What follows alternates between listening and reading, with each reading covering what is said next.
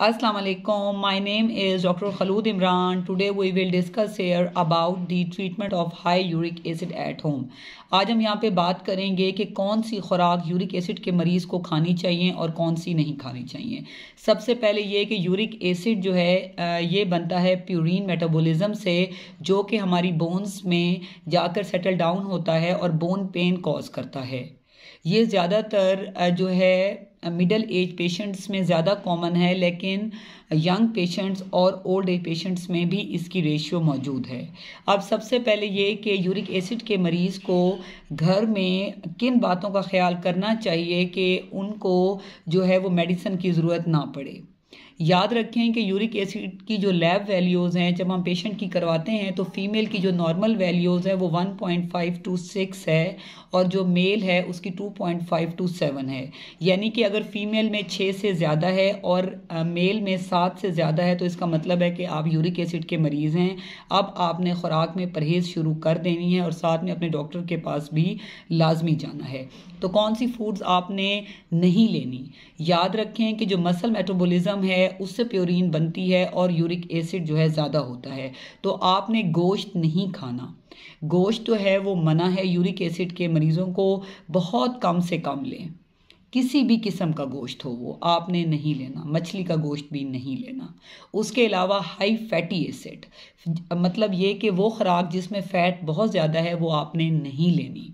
अब फ़ैट किस में ज़्यादा होती है, वो ज़्यादातर आजकल बर्गर हैं, पिज़्ज़ा हैं, ज़्यादा मक्खन मलाई है, वो आपने नहीं लेनी। इसी तरह आपने कोशिश करना है कि कुछ फ्रूट्स और वेजिटेबल्स भी आपने नहीं लेनी, जैसा कि हमारे पास पीज़ यानी कि मटर है, वो भी आपने कोशिश करनी है कि उसके अंदर प्योरीन होता है लेकिन काफ़ी कम होता है, उसको अवॉइड करें।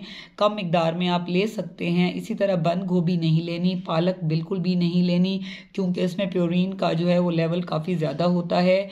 अब जो फ्रूट्स हैं उसमें आपने नाशपाती और सेब की अमाउंट कम लेनी है, मतलब कम मिकदार में लेना है और कोशिश करें कि ना लें। अब वो खुराक जो कि यूरिक एसिड को बेहतर करती है उसमें हमारे पास होल ग्रेन्स हैं, यानी कि बारले जौ है। इससे जो है यूरिक एसिड बहुत हद तक बेहतर होता है। उसके अलावा जो है वो आपने कोशिश करनी है कि आप ऑरेंजेस लें, फ्रूट्स में बनानास लें, लेमन लीमू का इस्तेमाल करें। इसी तरह आप सब्जियों में जो है वो कोशिश करें कि जो है वो आप पालक के अलावा, बंद गोभी के अलावा आप बाकी सब्जियां आप यूज़ कर सकते हैं।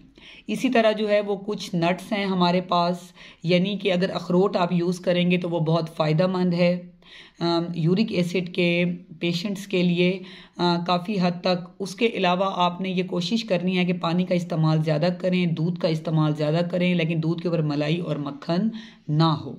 तो मैं आपको इन शॉर्ट बताती चलूँ कि अगर आप 3 चीज़ों का ख्याल करेंगे तो आप यूरिक एसिड से बच सकते हैं। उसमें आपने कोशिश करनी है गोश्त का इस्तेमाल नहीं करना, हाई फैट डाइट चर्बी वाली चीज़ आपने ज़्यादा इस्तेमाल नहीं करनी, फ्रूट्स और वेजिटेबल्स आप ले सकते हैं, ये कुदरती चीज़ें हैं। उसमें भी मैंने कुछ आपको बताए हैं कि आप नहीं ले सकते, लेकिन वो भी अगर आप लें कम मिकदार में लें तो वो आपको नुकसान नहीं देंगे। इसके अलावा आपने जो है हेल्दी डाइट लें, आप वॉक करें, आप जो है पानी का इस्तेमाल ज़्यादा करें, और अगर उसके बावजूद यूरिक एसिड आप रिपीट कराएं आपका बेटर नहीं होता, फिर आप डॉक्टर के पास जाएं, वो आपको डाइट चार्ट्स भी देंगे और साथ में आपको मेडिसिन भी देंगे, ताकि जो है आपकी यूरिक एसिड बेहतर हो जाए, आपका हड्डियों का दर्द बेहतर हो जाए। Stay safe, stay healthy. Thank you so much. अल्लाह हाफिज़।